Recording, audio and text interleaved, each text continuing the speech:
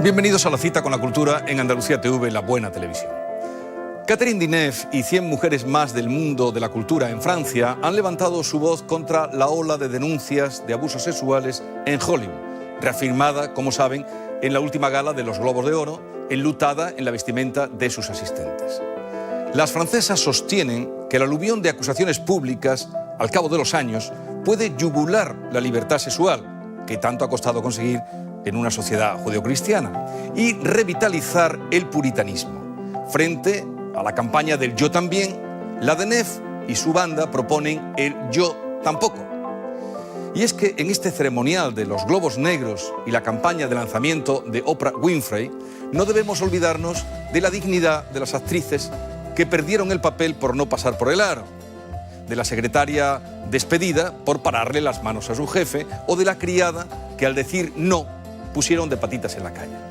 Y ahora tengo el gusto de presentarles a nuestro invitado de hoy, el biólogo molecular Juan Domínguez Vendala, que por sus investigaciones hay quien sitúa ya en la antesala del Nobel. Juan Domínguez Vendala conserva con un cariño especial un microscopio que le regalaron cuando era niño. Su afán investigador se manifestó muy pronto, cuando crecía en los años 70 en su Sevilla natal. A los 14 años su padre le preguntó qué quería ser de mayor y sin pestañear respondió: biólogo molecular. En la actualidad dirige en Miami el Departamento de Desarrollo de Células Madre en el Instituto de Investigación de la Diabetes, centro de referencia a nivel mundial en el desarrollo de terapias celulares para la diabetes. Domínguez Vendala está al frente de un equipo que realiza ensayos clínicos sobre la diabetes tipo 1 que hace unos años eran ciencia ficción. Simultanea su investigación, avalada por docenas de publicaciones científicas, con una activa labor divulgadora. Su paso por Edimburgo y trabajar con uno de los padres de la oveja Dolly le marcó y ha sido fuente de inspiración para escribir El ciervo de Roxon, una novela de aventuras escrita con mucho humor ambientada en el siglo XIX. Los protagonistas son científicos, aristócratas, muy bien pagados de sí mismos, que quieren descubrir un animal único y ponerle su nombre. Este libro, escrito en los ratos libres de este prestigioso investigador con un estilo vigoroso y desbordante imaginación, resultó finalista en el premio de novela Fernando Lara. A punto de volverse para Miami y reanudar sus investigaciones en las que tienen mucha fe y confianza los enfermos de diabetes, un libro, El ciervo de Roxon, nos ha permitido conocer y tener hoy en el programa a Juan Domínguez Vendala. Bienvenido. Muchísimas gracias. Bueno, exactamente, ¿qué hace usted en Miami? Trato de curar la diabetes de tipo 1. Es una enfermedad que afecta a muchísimas personas, más de 3 millones en Estados Unidos, 700.000 en España aproximadamente. Y es una enfermedad que requiere de insulina para sobrevivir. A diferencia de la diabetes de tipo 2, que se puede manejar con dieta y ejercicio normalmente, la diabetes de tipo 1 es una enfermedad autoinmune en la cual las células que producen insulina en el páncreas son destruidas por el sistema inmune, que cree que es un cuerpo extraño. Y estas personas, de no ser por la insulina, pues no estarían entre nosotros. Y nosotros estamos tratando de encontrar una cura a esa enfermedad. Me ha llamado la atención que ha dicho usted, le he preguntado, ¿qué hace? He dicho, intentar curar la diabetes. O sea, lo tiene clarísimo, curar la diabetes. Es una palabra de la que no debemos huir. Mucha gente piensa que es un error usar la palabra cura porque presenta unas expectativas y una esperanza que a lo mejor no está tangible. Pero nosotros no vamos a detenernos hasta encontrar una cura para esta enfermedad. Nuestro instituto fue creado por un grupo de padres de niños con diabetes y ellos lo que querían es ver una cura para esa enfermedad durante la vida de sus hijos. Nosotros ponemos cara a la enfermedad. Nosotros recibimos en el laboratorio todo el tiempo a padres de estos niños, a los mismos niños, les enseñamos las células en el microscopio, les ponemos los guantes. Realmente es mucho más que células, probetas, ADN. Vemos la cara de la enfermedad y tenemos una motivación especial para tratar de Pero eso puede crear también una presión entre que son los padres los que pagan, los niños, los que le ven la cara, que confían en ustedes. Eso les debe crear una presión. La presión está ahí, pero también es una presión que te motiva a seguir avanzando y es lo que estamos tratando de hacer. Sabemos que su inclinación por la biología, tengo entendido, que vino cuando leyó un artículo donde se hablaba de una manipulación genética de una oveja. No era la Dolly, era otra antes, buscando también una manera para curar, no sé qué enfermedad. Sí. Pero su inclinación por la literatura, ¿dónde nació? También desde muy joven. Yo siempre escribía pequeñas obras de teatro que representábamos mis hermanos, o una película que hicimos también los hermanos. En el colegio también, si había que escribir una carta al director o al profesor de la clase, era yo el encargado de escribirla. Siempre tuve una inclinación por la literatura, también como lector, que he sido muy ávido durante muchos años, ¿no? Todo lo que caía en mis manos desde muy corta edad lo leía, lo procesaba, y de alguna manera pues se ha amalgamado todo en la necesidad de escribir un libro como el que me di el gusto de escribir. Pero este libro, ¿dónde empezó a escribirlo? ¿Ya en Miami trabajando? Fue en Miami, aunque toda la inspiración viene de mucho antes, pero fue en Miami que empecé a trabajar. Sí, porque aquí está muy presente paisajes que usted ha vivido, porque su formación, el máster lo hizo en Escocia. Estudió en la Universidad de Sevilla, no hemos dicho que es sevillano, pero lo es. Estudió en los Padres Blancos, donde justamente antes de ayer, volvió ya como biólogo y como conferenciante. Supongo que eso le motivaría también alguna...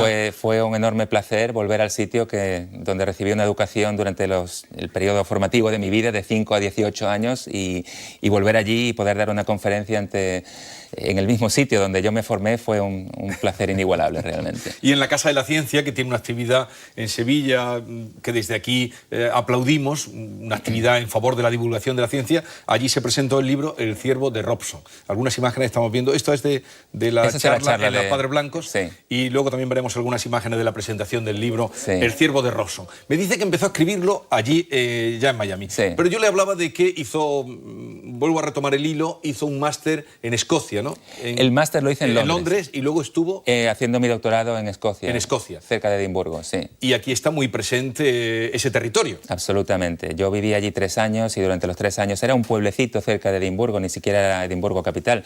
El Instituto Roslin en aquel momento era un centro de referencia para la creación de animales transgénicos, pero como tenía un montón de animales de granja, pues estaba en el campo, ¿no? Y yo vivía muy cerca del instituto, allí iba a trabajar un montón de horas todos los días.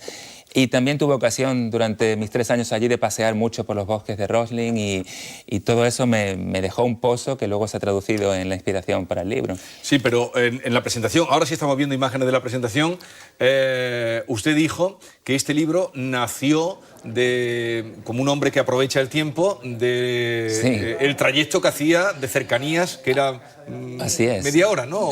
Sí, yo a día de hoy sigo conduciendo media hora hasta una estación de tren y luego otra media hora, 40 minutos para llegar a mi trabajo. Para llegar al trabajo. Tren. Y en esos 40 minutos de ida y de vuelta, durante 2 o 3 años, pues me pude dar el lujo de escribir el libro. También en aquella época tenía más tiempo libre del que tengo ahora. Sí, porque tiene 2 niños que dijo que de momento se ha parado la literatura. Pero escribía en el tren. Sí, en un portátil, sí. Sí, fue difícil porque escribir es una cosa que requiere ritmo. No es fácil coger el ritmo en media hora y luego tener que abandonarlo para ponerte a hacer tu trabajo, pero con todo luego aprovechaba cualquier rato libre que tuviera, ya sea en los fines de semana o a la noche y como... Sí, pero aquí hay esta es una novela de aventuras total, ambientada en el siglo XIX, en la época donde están los grandes, se pretenden los grandes descubrimientos, las exploraciones, los científicos, las academias donde los científicos se pavonean de lo que han encontrado, por ahí va la cosa. Pero hay una imaginación desbordante, es un Verne, podría ser un libro más de la saga Verne, de Julio Verne hablo. La inspiración de Verne está muy presente. Yo leí todas las novelas cuando tenía 10 a 15 años de Julio Verne y realmente me marcaron. Era un estilo vigoroso, una aventura continua y quizá, aparte de la inspiración en Verne, pues he encontrado otra inspiración en unos libros más satíricos como los de P.G. Wodehouse, del mayordomo Jeeves, que siempre está sacando de apuros a su patrón, y esa dinámica entre el patrón y el empleado pues está muy presente en el libro. Y también la ironía, la fina ironía de Conan Doyle, ¿no? Sí, absolutamente, otro maestro de este tipo de aventuras. Bueno, vamos viendo imágenes, porque la presentación que hizo del libro Juan Domínguez Vendala pues no era nada habitual. Él presentó muy a la americana, pero muy didáctica. Y aquí empezaremos por el título, El ciervo de Robson. El ciervo de Robson es un engendro, este es el bisonte, ¿no? Esta es la explicación que di después sobre la ciencia detrás del ciervo de Robson.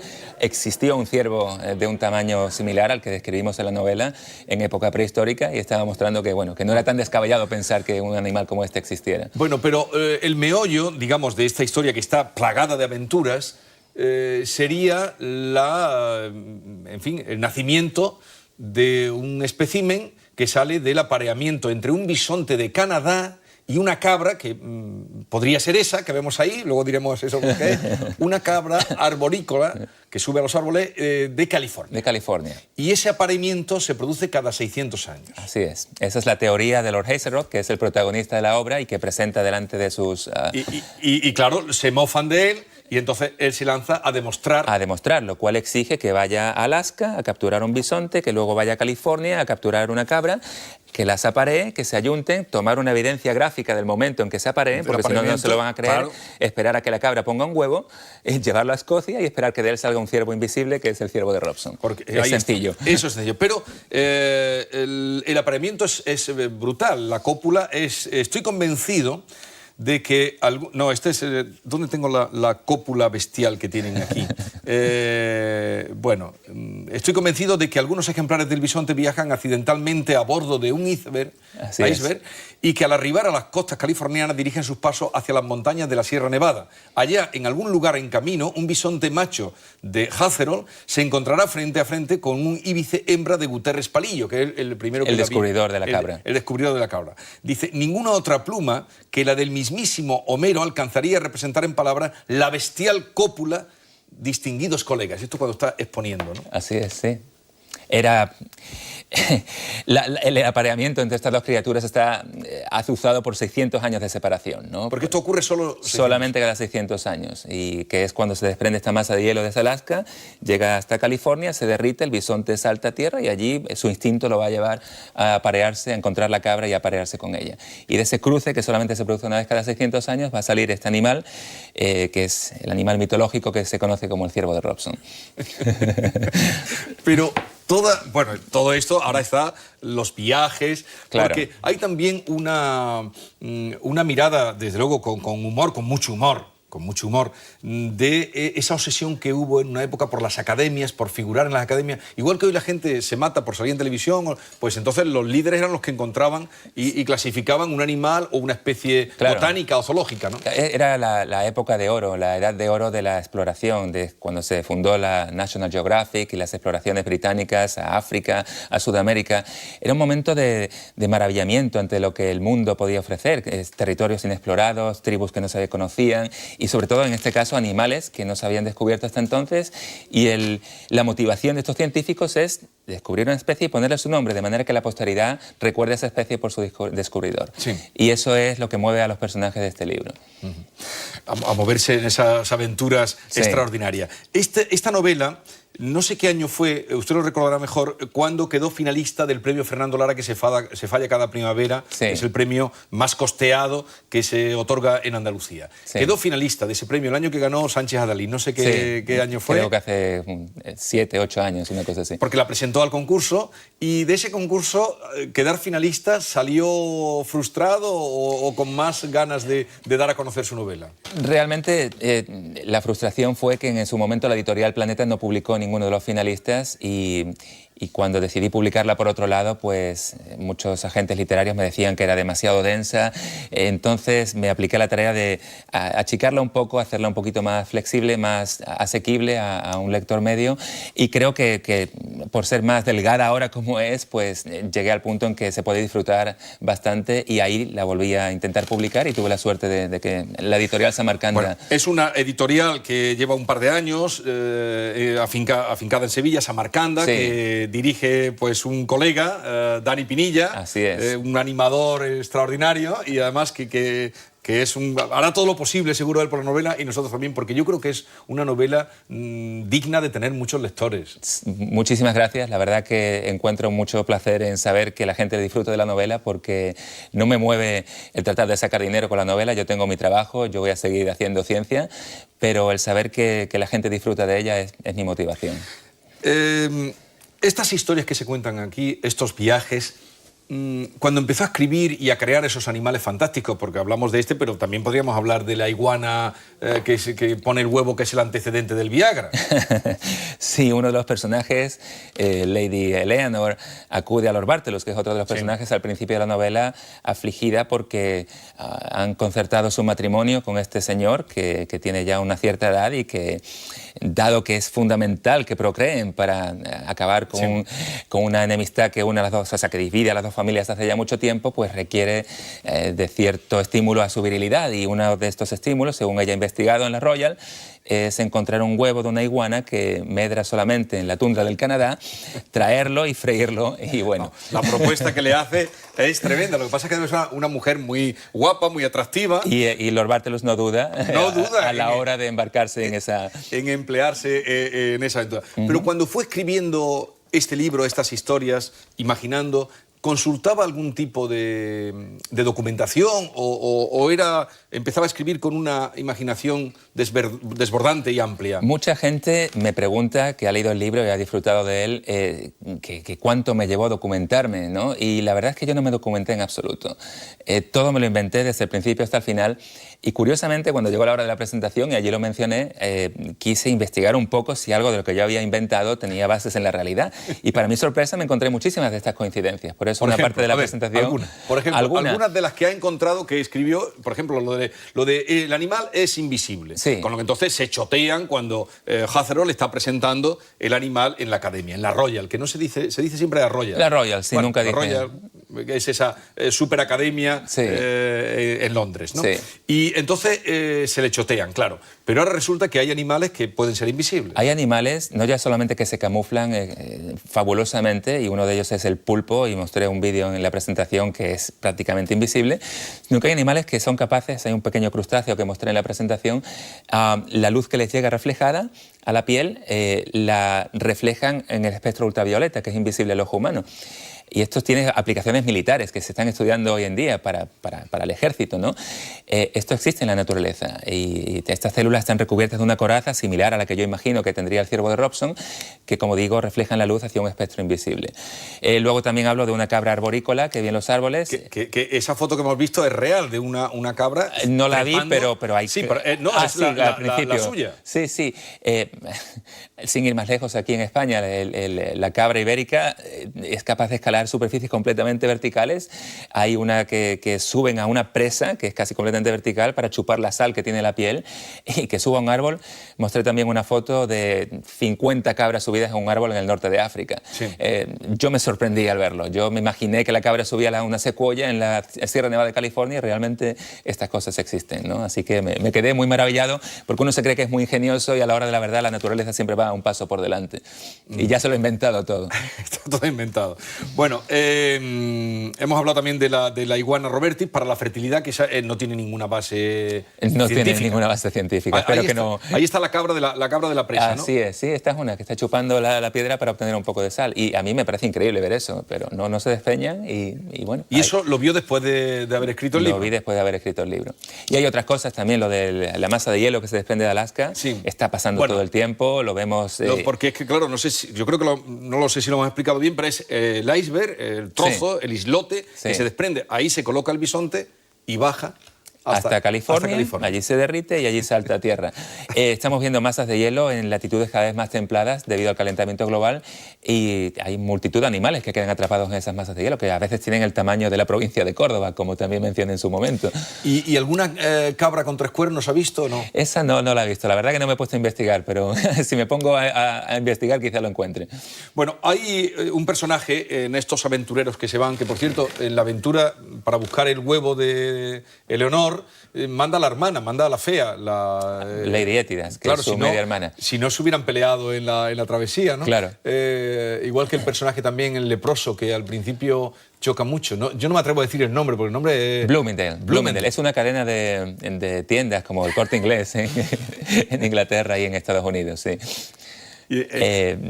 Bueno, decía que ahí también les acompaña el perro, es macho, ¿no? ¿O es el perro es macho, sí. Ganímedes. Ese es el nombre de una de las lunas de Júpiter. Y ese animal está inspirado en una perrita que yo tuve en Escocia cuando pasé allí los 3 años de mi doctorado. Y que, bueno, no solo le tenía mucho afecto, sino que si hoy estoy aquí presentando el libro es porque ella me salvó la vida en una ocasión. Y hay un capítulo del libro en el que se detalla eso. Es el único episodio autobiográfico de la novela. El capítulo 14. El capítulo 14, así es. Y entonces, los animales...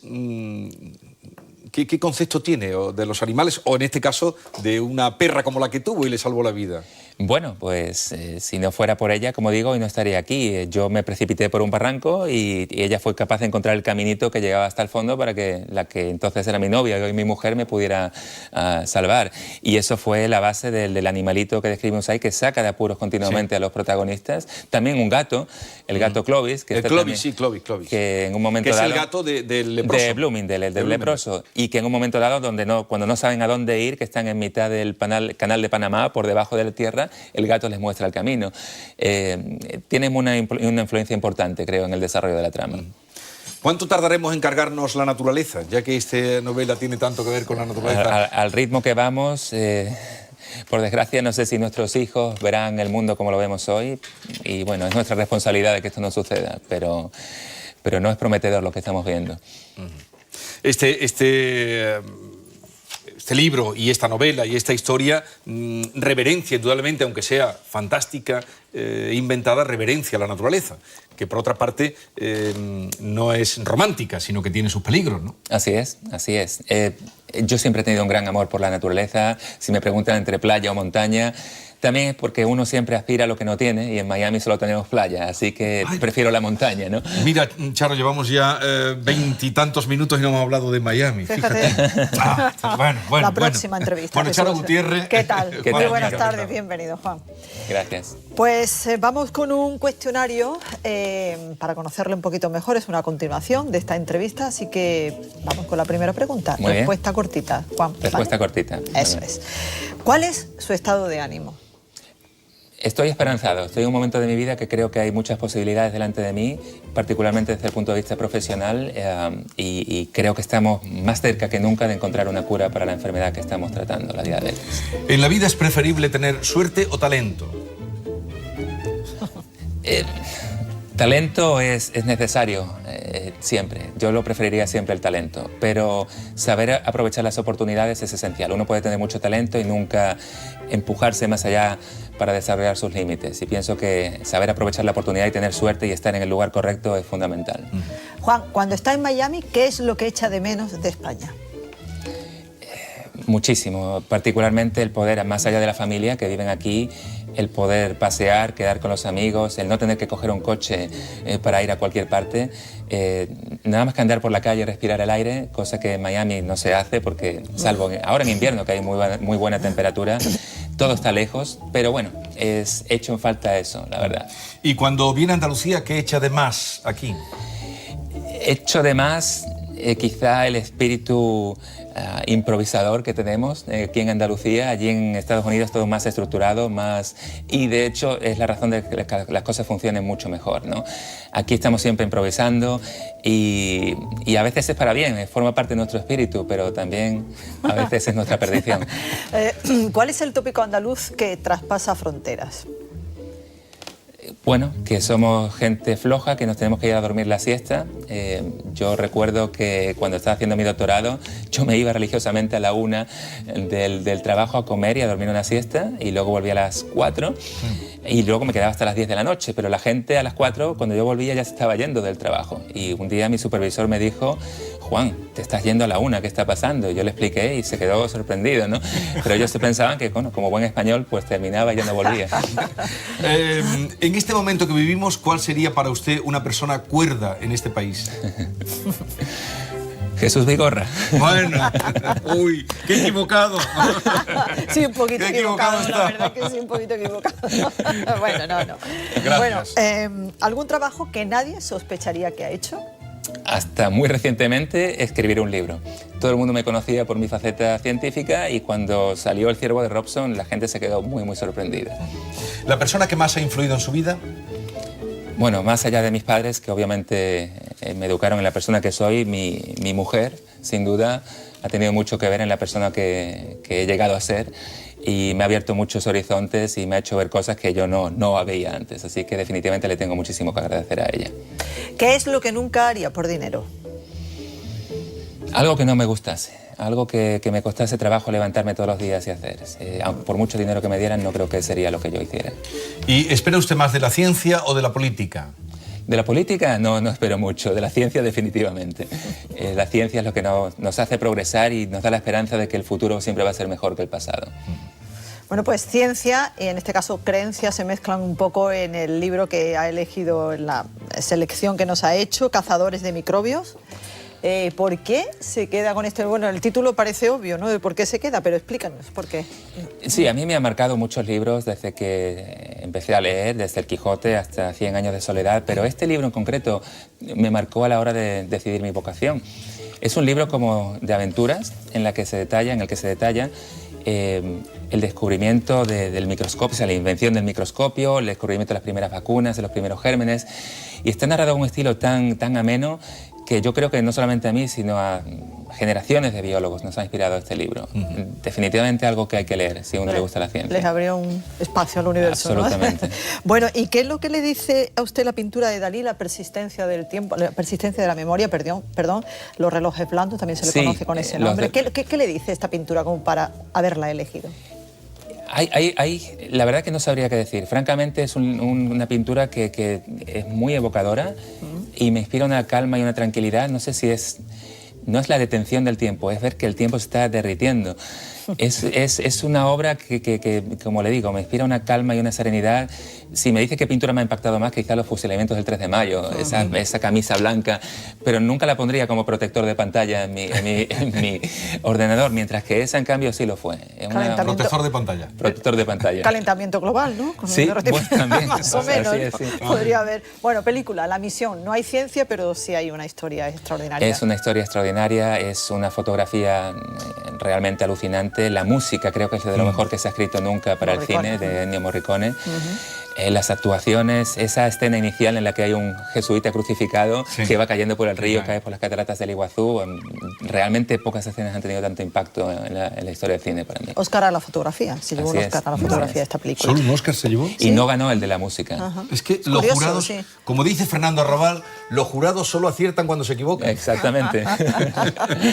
Bueno, y vamos con la música. Tenía varias elecciones, pero nosotros hemos encontrado a esta ópera bufa, Las bodas de Fígaro, de Mozart. Sí. ¿Qué le dice esta música? ¿La suele escuchar en casa cuando está trabajando? Yo soy un gran amante de la música clásica y realmente sería imposible para mí elegir una obra en particular. Esta en concreto de Mozart fue la primera ópera que yo escuché y creo que es una obra redonda, acabada, perfecta, desde el primer compás hasta el último, de lo mejor que se ha escrito nunca, no ya solo en música o en ópera, sino en la historia del arte. Y por eso la elegí como ejemplo, pero podría haber elegido cualquier otra. Realmente es una maravilla y digna de ser escuchada. Bueno, ¿y Londres? Londres, la ciudad elegida, que no es donde vive, que no es donde nació. Sí. ¿Por qué Londres? Más allá de la ciudad, creo que Londres la percibo con los ojos de alguien a quien la ciudad marcó un punto de inflexión. Hay un antes y un después de Londres. Yo hasta entonces había sido un sevillano muy apegado a su tierra, lo sigo siendo, pero siempre me costó mucho trabajo salir y empujarme. Londres fue como que si me sacaran del agua, si fuera un pez y me sacaran del agua, y realmente me abrió muchísimos horizontes. Vi que había un mundo vibrante y lleno de oportunidades fuera de España. Y bueno, allí tomé algunas de las decisiones que luego me marcaron como persona y como científico. Y realmente estoy muy agradecido a esa ciudad. ¿Allí fue donde conoció a su mujer? Fue donde conocí a mi mujer, entre muchas otras cosas. ¿Allí fue donde cortó amarras con Sevilla? ¿O con la sevillanía? Nunca he cortado amarras con Sevilla, bueno, pero nos entendemos. Corté el cordón umbilical, definitivamente. Sí. Bien, no hemos dicho que además de un excelente escritor, a mí se me refleja en este libro, pero también es un melómano. Porque claro, el laboratorio debe ser muy motivador, pero también debe ser un poco coñazo. Muy tedioso. Tedioso, aburrido, ¿no? Sí, porque hasta que ustedes horas ven... y horas allí. Claro. No ya horas y horas. La ciencia uno tiene una imagen idealizada y romántica. Las películas que hacen mucho daño. Sí, y el científico que está allí descubriendo. 9 de cada 10 días estamos allí, casi diría, perdiendo el tiempo, en el sentido de que probamos cosas que no funcionan y volvemos a probar. En inglés, la palabra investigación se dice research y significa volver a buscar de nuevo. Es como que buscar, no encontrar, volver desde el principio.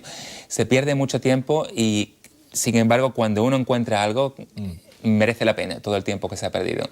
Es algo muy motivador y el día que algo funciona es el mejor día de tu vida. Vamos a ver cómo ha quedado en nuestro fotomatón de su paso por el programa.